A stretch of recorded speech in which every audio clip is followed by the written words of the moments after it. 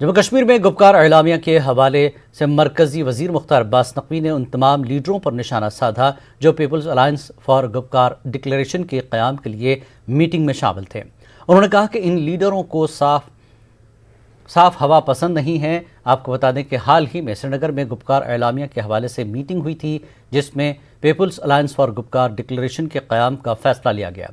वहीं जम्मू कश्मीर की आइनी हैसियत बहाल करने के लिए जद्दोजहद के अज़्म का इरादा भी किया गया था और ना इनका अलायंस जो है वो नाचेगा। अब दिक्कत इनकी ये नहीं है, दिक्कत ये है कि इनके पास मुद्दा नहीं रह गया है। जम्मू कश्मीर के लोग जो है वो जिस मुद्दे को लेकर ये आज तक लोगों को गुमराह करते रहे, लोगों का राजनीतिक शोषण करते रहे, पॉलिटिकल एक्सप्लॉइटेशन करते रहे, वो पूरा का पूरा मुद्दा खत्म हो चुका है। 370 खत्म हो चुका है। लोगों ने जो है इस बात का एहसास कर लिया है कि 370 उनको खुली हवा में सांस लेने में बहुत बड़ा प्रदूषण था, बाधा थी। अब जब उस प्रदूषण को खत्म किया गया और एक साफ सुथरा माहौल जम्मू कश्मीर हो या लद्दाख हो वहां के लोगों के लिए दिया गया, तो इन लोगों को जो है उसमें घुटन महसूस हो रही है, क्योंकि इनकी आदत तो है प्रदूषण मुक्त युक्त माहौल में रहने की है।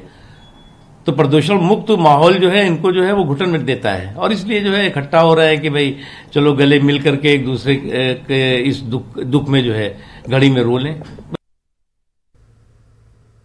बाबरी मस्जिद इंहदाम के मामले में सीबीआई की खुसूसी अदालत के फैसले को इलाहाबाद हाईकोर्ट में चैलेंज किया जाएगा।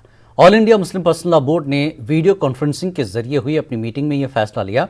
बेंगलुरु के दौरे पर आए वेलफेयर पार्टी के कौमी सदर और मुस्लिम पर्सनल लॉ बोर्ड के तर्जुमान कासिम रसूल इलियास ने यह बात कही। उन्होंने कहा कि सीबीआई चैलेंज करे या न करे, मुस्लिम पर्सनल लॉ बोर्ड ने हाईकोर्ट से रुजू होने का फैसला लिया है। बाद all India Muslim personal law board की अभी हाल में ही 2 दिन कबल एक जूम पर उसकी मजलिस आमला की या वर्किंग कमेटी की मीटिंग हुई। उस मीटिंग में इस फैसले पे बहुत तफसील से गुफ्तगू हुई और ये फैसला किया गया कि अगर सीबीआई इस मुकदमे को चैलेंज नहीं करती है या चैलेंज करती है, दोनों सूरतों में हम इसको चैलेंज करेंगे। और ज़ाहिर है कि हमारा मानना ये है कि इस मामले में वाक़याती शहादतें भी उन लोगों के ख़िलाफ़ हैं और इसके अलावा बहुत सारे इंडिपेंडेंट विटनेसेस भी मौजूद हैं। तो इस वाक़े में जो कोर्ट ने जो गलतियां की हैं उस गलतियों को रेक्टिफाई करने का मौका अपर हाउस में यानी इससे बड़े कोर्ट में मौका है, तो उसको अवेल करना चाहिए। चुनांचे हमने ये फैसला किया कि हम इसको चैलेंज करेंगे सुप्रीम हाई कोर्ट।